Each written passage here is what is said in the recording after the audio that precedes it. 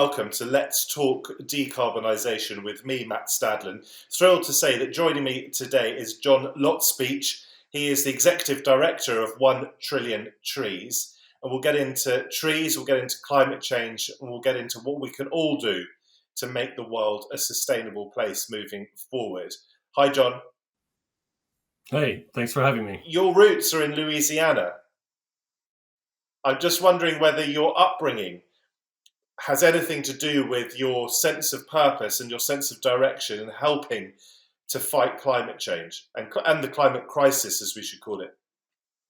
Yeah, it's a great question. Louisiana is a place of lots of green, lots of water, and I spent a lot of my childhood in nature, fishing and hunting, as you do in a place like Louisiana.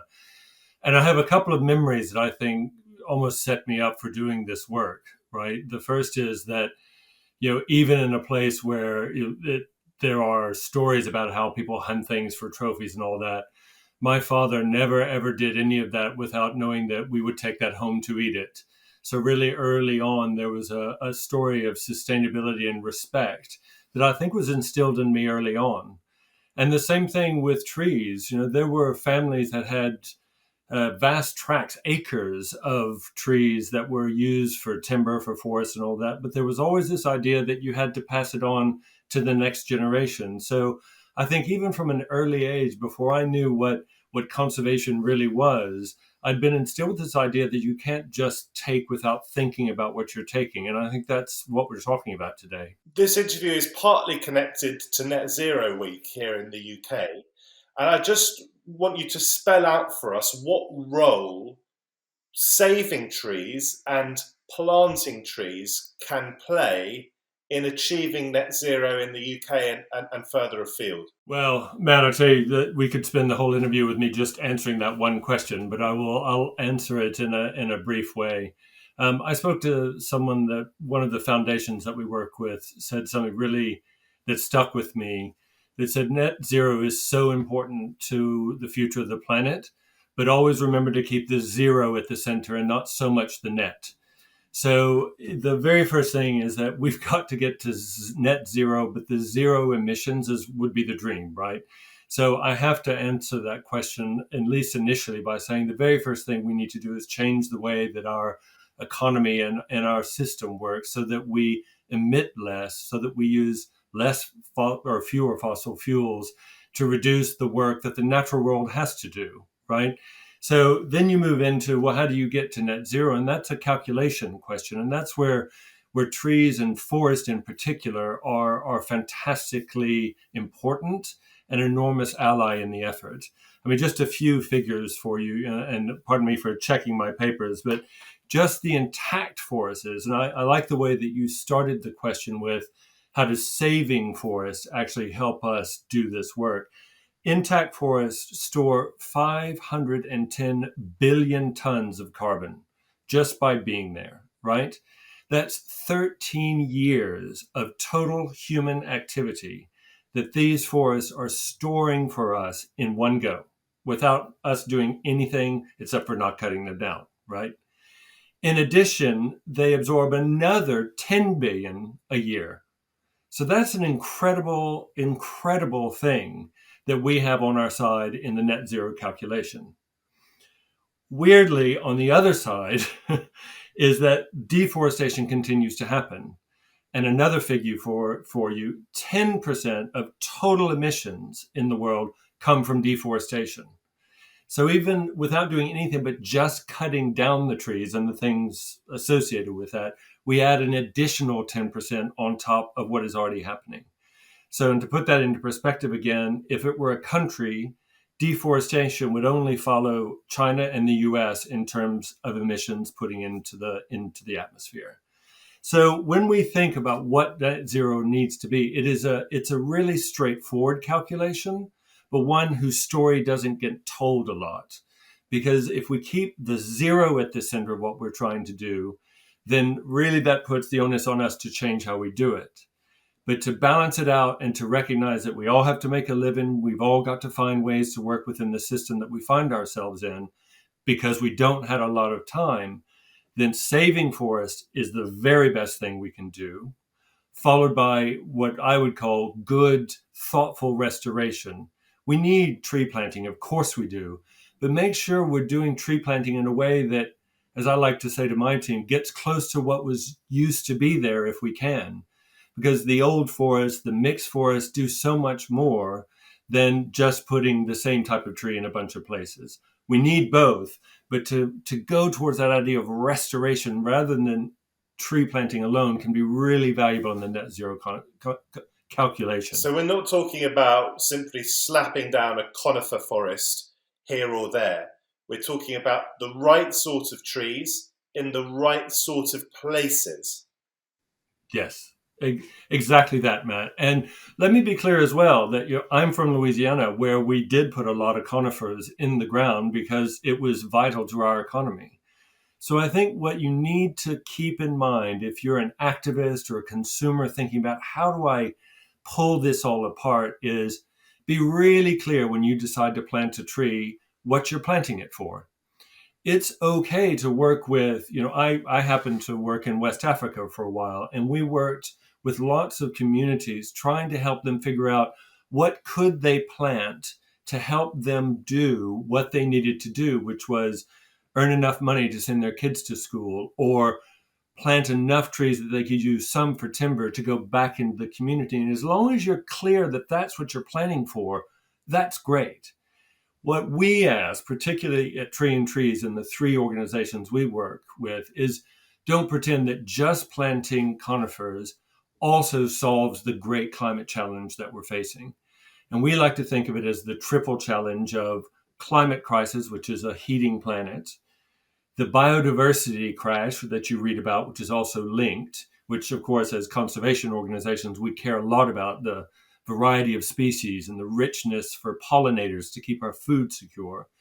And then the opportunities for what I used to call in my old job, marginalized populations, the indigenous tribes who've been cut out of the conversation, local communities that have figured out how to steward forests for centuries that we're not listening to anymore. So when you plant a tree, it is actually fine to plant some conifers, but be clear that you're doing that for those conifers for a single reason. If you want to try and address what we call the triple challenge, think about richness and, to use your phrase, Matt, right trees, right places in the right way. And does it make a difference in terms of carbon absorption, whether the forest is right next to a high polluting city or in the middle of nowhere? That's a great and complex question. So the first answer is that, to the point I just made, if you plant a forest or try and restore a forest that is diverse in the way that I just described, it tends to have a better chance of surviving. It attracts biodiversity more quickly, which then suggests that the forest will last longer so that it will do more good for the climate. It is true, as implied in your question, that when there's pollution, or when you're right near a city where the temptation to maybe go and get some of that wood or just take a little bit of it because you need it to feed your kids, the risks are much higher. So just by being next to a city doesn't make it less good for the climate. It just makes it harder maybe for that to survive and go into the positive side of the net zero equation. I actually wondered slightly differently whether proximity to the source of carbon makes the process of absorption more efficient. Oh, that's a really good question, and one that I have to admit my scientific knowledge doesn't extend to. There are fast growing trees, for example, tend to absorb carbon more quickly. So there is that you might think about putting those closer to a place where there is um, a larger calculation there. And certainly leaving the pure carbon aside, the American Forest Group is doing some amazing work around tree equity, where the trees help lower the temperature within an urban setting, which is a really interesting question about how does that build resilience and adaptability to climate change. But I've got to say straight up, I can't think that putting it next to a coal factory makes it absorb any more quickly. I want to talk to you about partnerships, if I may. You mentioned that you work with different organisations at Trillion Trees. Can you name them, and how do you all work together?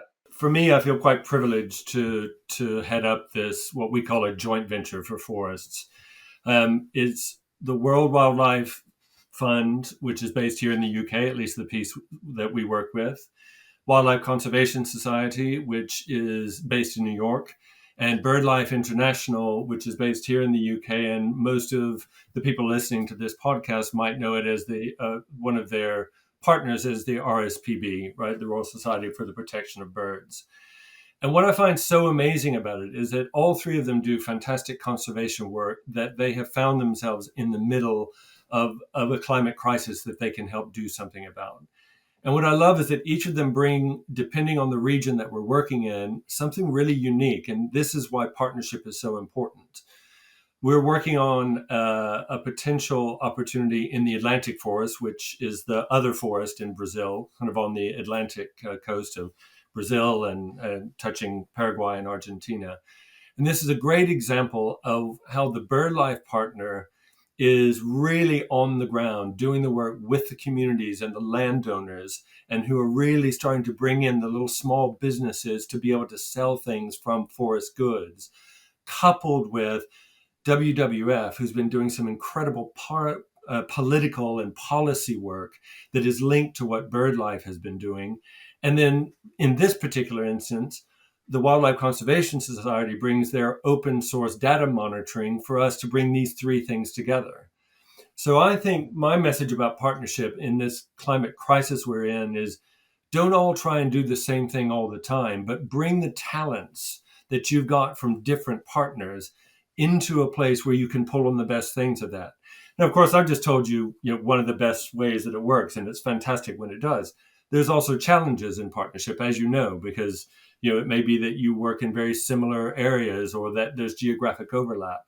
But with the time pressures that we have, I can't stress enough that when you can build something where you put the the the one circle that fits next to a crescent and then a triangle on top, and you can make it work together, is how we can make progress. It seems to me that international partnerships are crucial in fighting the climate crisis, and we all know that that's a very tricky thing for myriad reasons. How do you go about trying to persuade Brazil, just for example, to conserve the forests it already has? Yeah. It's a great question, and one that's obviously very live at the moment. I was heartened at COP26 that Brazil did sign up to the Glasgow Leaders Declaration for Forests. And I think that was because there was a real potential, even for a government like Brazil, which is very focused on, for example, ensuring there are job opportunities for as many people as possible, but to realize that long term, there is, for the first time, not only a commitment in headlights, but actually some, if I can say it, some cash on the table to help it. I was heartened by this Glasgow Leaders Declaration because it felt different from some other ones, which some of your watchers may have heard of. There's the Bonn Challenge and the New York Declaration, all of which were ways of trying to make forests get bigger, right? What happened in Glasgow is that a lot of people stood up and said, we just don't believe this is right, but we're going to put some commitment behind it. And there's $19.2 billion just in the initial pledge to make this happen. And I think that's where we have a realistic understanding that we work in a system that requires the market to be part of it. And so whether it's a bit of private sector, it's a bit of public sector, what I believe, are discovering that we cannot do it alone, and it's got to be a mix. So I think by acknowledging that even in a place like Brazil, which is so huge and there are such challenges, by saying to them, we recognize it's not all on you. We're going to have to come into this. We're going to have to find other forms of money like the private sector and other things like the multilaterals, where we can make you believe that we're going to be in this with you, rather than arguably, maybe as we've done in the past, shake our finger and say, isn't it awful what's happening in the Amazon? I think I'm right in saying you would suggest to those who think, well, we can simply offset our carbon and therefore assuage our consciences and carry on burning fossil fuels, That is not, and I say this emphatically, not the way forward. Carbon offsetting is not an alternative to stopping the use of fossil fuels as we move forward. Yes, that's an understatement. That is what I would say. That is absolutely right, Matt. We need offsetting, right? For those of you who haven't studied, that much about how it works and why offsets miss, yeah, but there's what we call a hierarchy. So for people who are just learning about this, you think, gosh, I've got quite a lot of emissions in my company, in my organization, or even my country, and I've got to figure out a way to make those decrease, right? So I'm going to commit as a company to have the emissions that my company is doing, and I've got a pathway to get them down as low as we can. The important thing is about offsets is they should only be for that last bit where you've run out of options. You don't have any more ways to reduce because there's no other technology that would allow you to produce energy in the way that would be emissions free. And our view at Tree and Trees and many, many others is that offsets should really only be for that last bit that you cannot get rid of as your emissions. And that's what we're trying to get to at net zero. So within the context of your week, Matt, it is very tempting when you take a flight to just click and say, I'm not going to worry about the flight that I take or the plastic that I use because I ticked a box that said I would offset. What I would really ask all consumers to do is find out what that means. Is that airline, is that plastics company working towards reducing their own emissions so that you're contributing to an active reduction of emissions so that the zero is the focus of your efforts, not just the net. And we need a pathway to get to that ideal situation.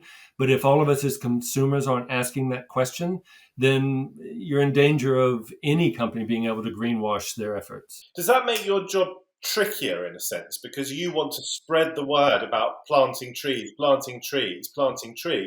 and yet at the same time, you're also trying to tell everyone, this isn't enough, however successful we become, and you help us to become.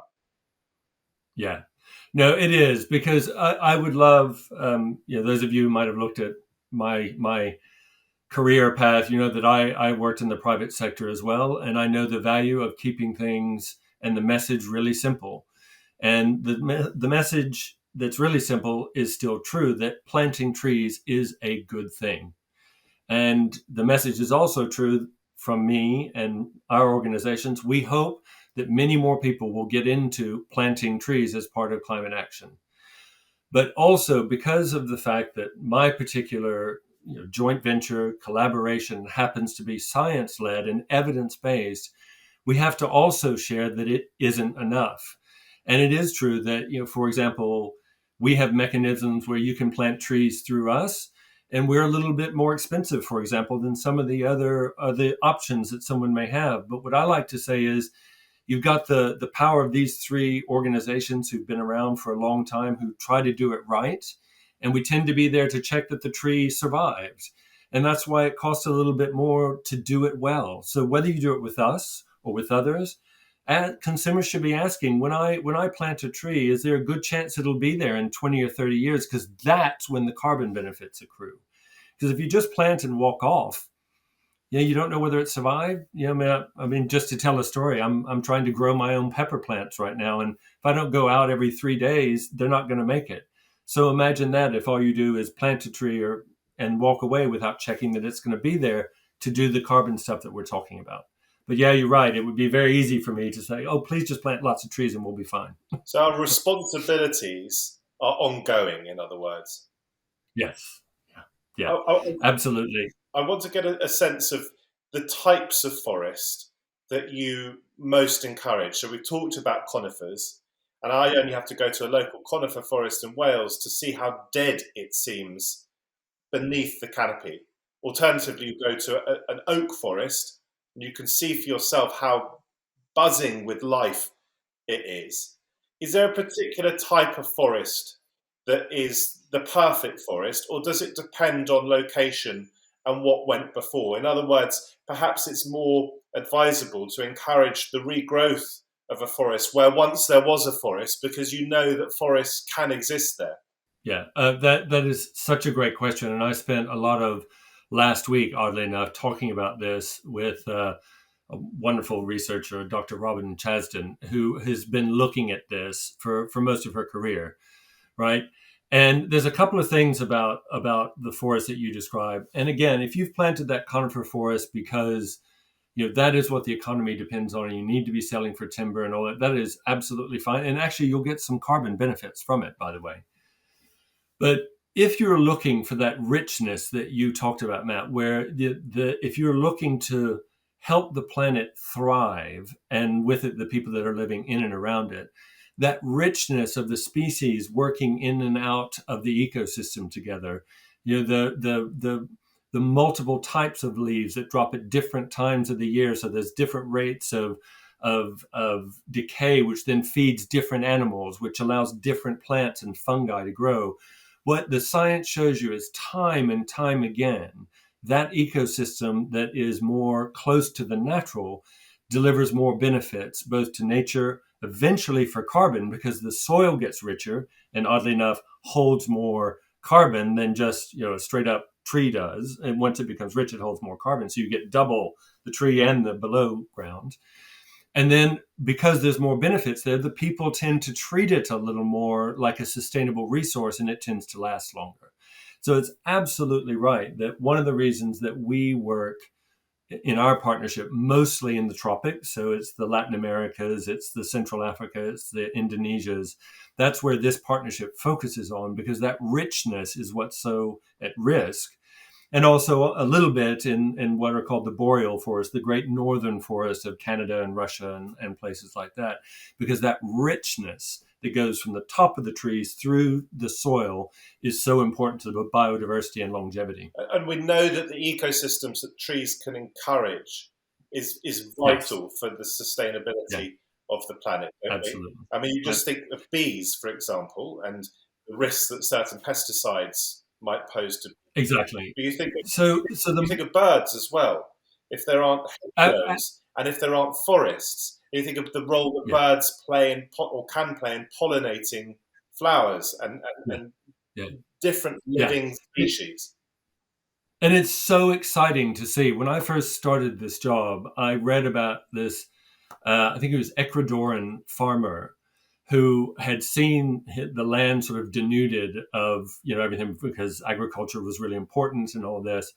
And there was a degraded bit of land where he just decided to take, I think it was half an acre, and started planting the trees that he remembered from his childhood.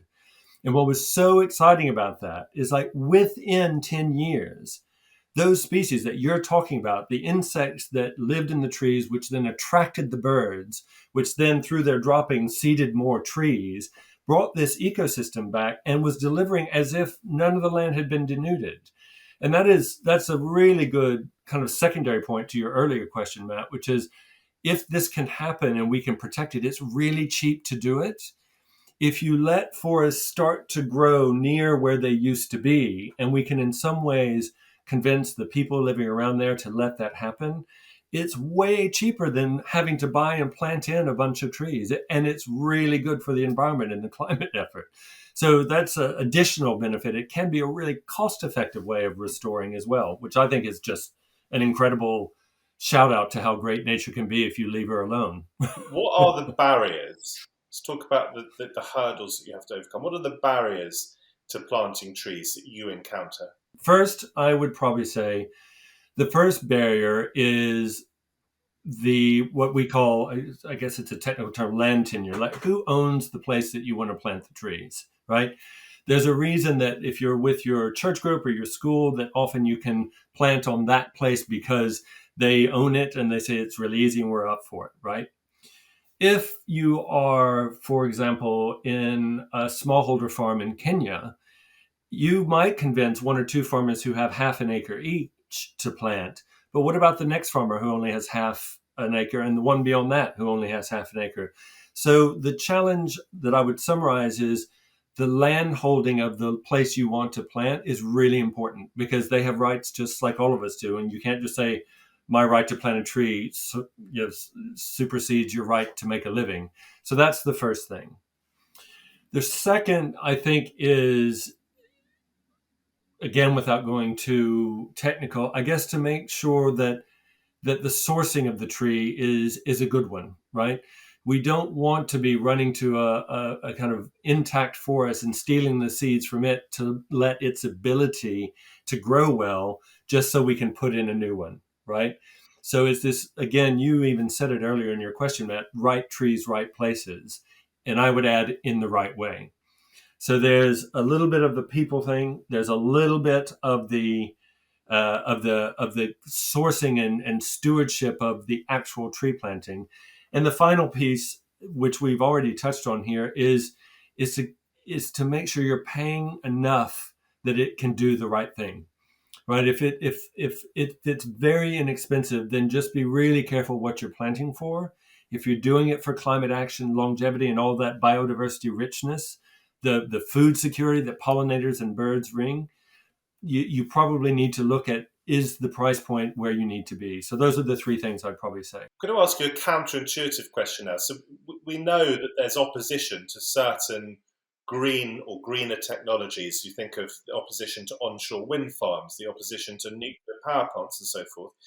Do you ever encounter opposition to forests on aesthetic grounds? I mean, I remember, for example, many years ago, I went up on a Greyhound bus up along the east coast of the United States in New England, and there were huge numbers of trees there, great blankets of forest, it seemed. And to my eye, that wasn't beautiful, that passing through it. And that's coming from someone who knows the advantages that we've discussed: biodiversity advantages, climate advantages. If I go to somewhere like the Welsh Hills, to my eye, they're stunningly beautiful. And yet, from an environmental perspective, they're probably not doing nearly enough. And also from a biodiversity perspective as well. So, have you encountered any of that sort of opposition? And if so, how do you overcome it? Well, it is interesting, right? And in Wales, in particular, I think because I wonder if you and I've been. For me, it's near the Brecon Beacons and around there where we've been, and there's actually quite a lot of active tree planting going on there, both from really sort of individuals who are working just to put trees on the hillside, and then others, which I think even the Welsh government are actually subsidizing some programs. And although I have heard a few comments around, but this is the land of the history of the country, right? Exactly connected to the economics. I'm struggling to think of a time where someone found the actual addition of forest a bad thing. But because I've been to where you're talking about, I can totally see that ruggedness of the change of the colors that you get when the gorse and the bracken change. It is rather beautiful. So I haven't thought of it that way, but it's interesting. I just spoke to someone over the weekend who's working on the Heart of England forest, which is a complete restoration of the middle of the Midlands, right?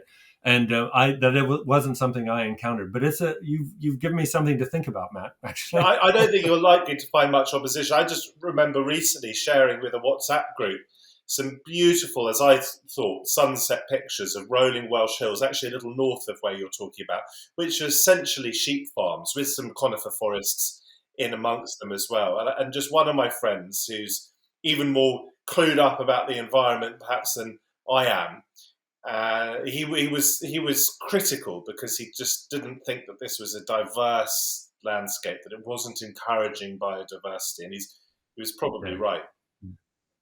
Well, and I think you've touched it on a couple of times in our chat, Matt, that biodiversity is like the silent emergency, right? I think because you've started investigating and looking at what's going on in the climate crisis and what does green infrastructure look like. I was really aware, as many of us that kind of live in particularly places where you hear about pollinators and bees and things like that, and you're aware of the connections.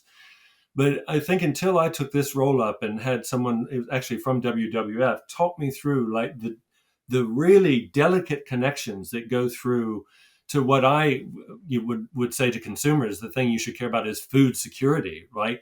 That the pollinators put the pollen in the wheat and the flowers and the fruits and the vegetables that you eat, so that we are independently able to feed ourselves, those are at risk when there is an undiverse landscape. So that biodiversity that your friend was hinting at is actually hugely important. And forgive me if I don't get this quite, maybe the figures aren't bang on, but I think it's 68% loss of biodiversity since 1970. And that's from a WWF report, and that is shocking, right? That we are facing in a very short period of time quite a threat to how our ecosystems that we live in are balanced.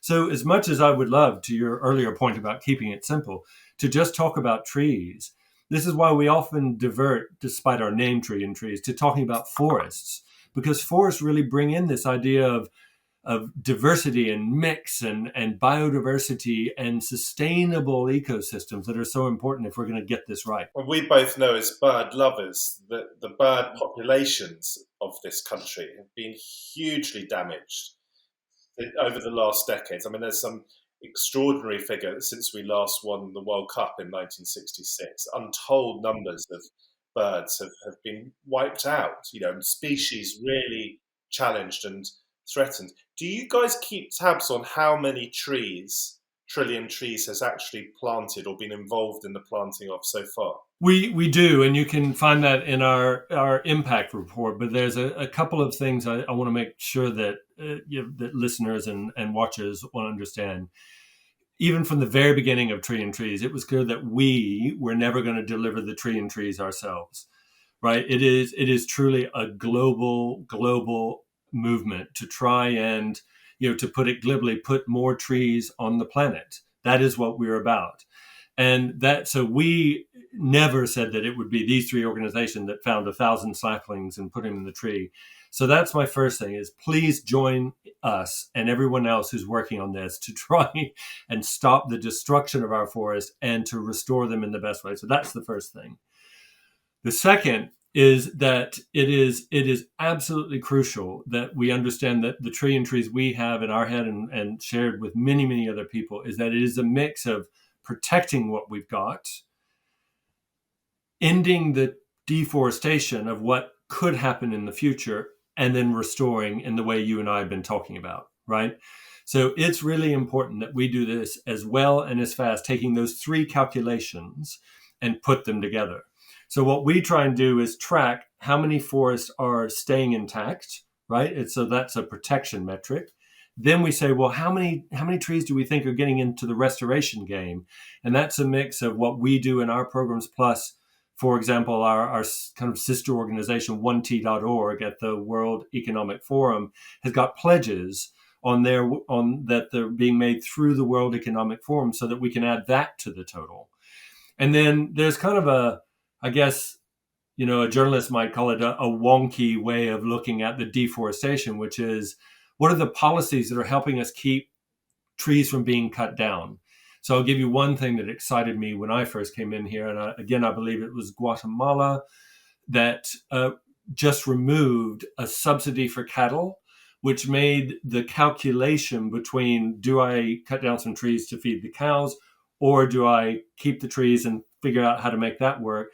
Actually, it evened it out. So the deforestation rates went down. So that's the sort of policy work that we then might calculate. Okay, we think that saved about this many trees over the next 20 years. So that will go into the trillion. So without getting into how we crunch it up, I'd love to spend maybe another podcast doing that with you, because it's really interesting.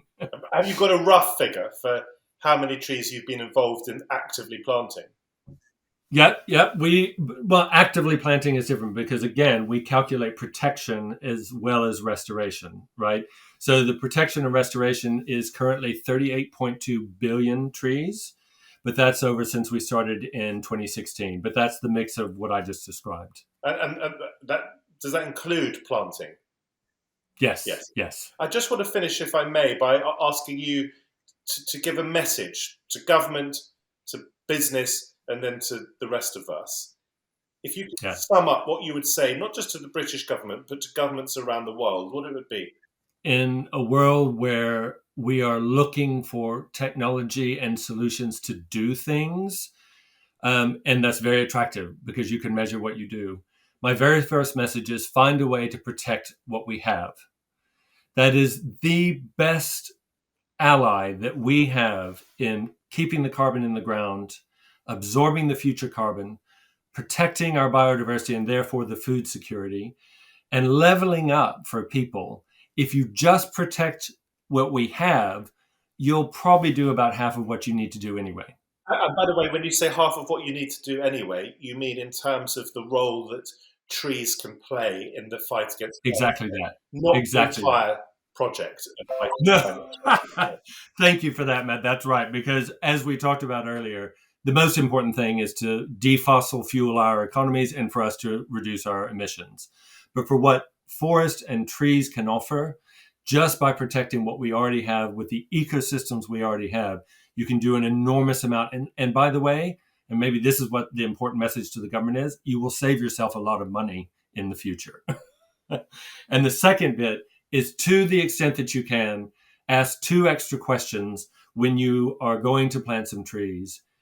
Is it a good tree in the right place, in the right way? And will it still be there in 20 years' time? So those are my 2 things I'd say. And your message to business leaders and big and small? Show up, because we need you. This cannot happen without private sector believing that they have a role to play in this, that, by the way, long term will be good for their profits and their margins, and the evidence supports that. So show up, get involved. By showing up, you mean not just cutting back or eliminating fossil fuels. You mean getting involved in protecting habitats, protecting forests, and proactively planting trees. Exactly that. Okay, and your message to the rest of us, what role can we play? Because I just want to be clear for those of us who do tick the box of carbon offsetting, if we're taking a flight, for example. Should we carry on doing that? But if we should, what else should we be doing? How can we contribute? There are 2 things, and again, I'll tell a story to answer your question. I, for a long time, spent a lot of time under a mentor of mine who taught me how you can reduce your plastic, how can you reduce your carbon footprint, and all of that, you have to keep doing that. If we don't change the consumer patterns, nothing will change in the system in which we live. And I used to give hours a week to do that. My second message is, take some of that time and devote it into finding allies who can help you do that, whether it's political, whether it's community. So what I've been saying to people is, take all the time that you were devoting towards changing the way you behave, take some of that and put it towards changing the system you live in. And that would be my final message. So we can all participate, in other words. We mustn't be lazy. We have to care. And just very finally, why do we care? Because you seem really to care. For those who just think it's not my problem, or still believe it's a problem for another day, or want to wait for government intervention, what do you say to them? To us. We've been given one chance to pass on this world in a way that when I was younger, I didn't believe was really a single chance. This is the one chance for you to pass on what you've learned to the rest of humanity, which I hope will still be here in 4 centuries' time. But right now, we're at risk of that not being the case. So if you believe in the rightness of the human community, then you must get involved in saving the natural world we live in. John Lotspeich, it was inspiring to talk to you. Really good to spend the last 40 minutes or so with you. Thank you so much for your time. It's been an absolute pleasure. Thank you so much, Matt, and thank you for doing this work to tell people the story.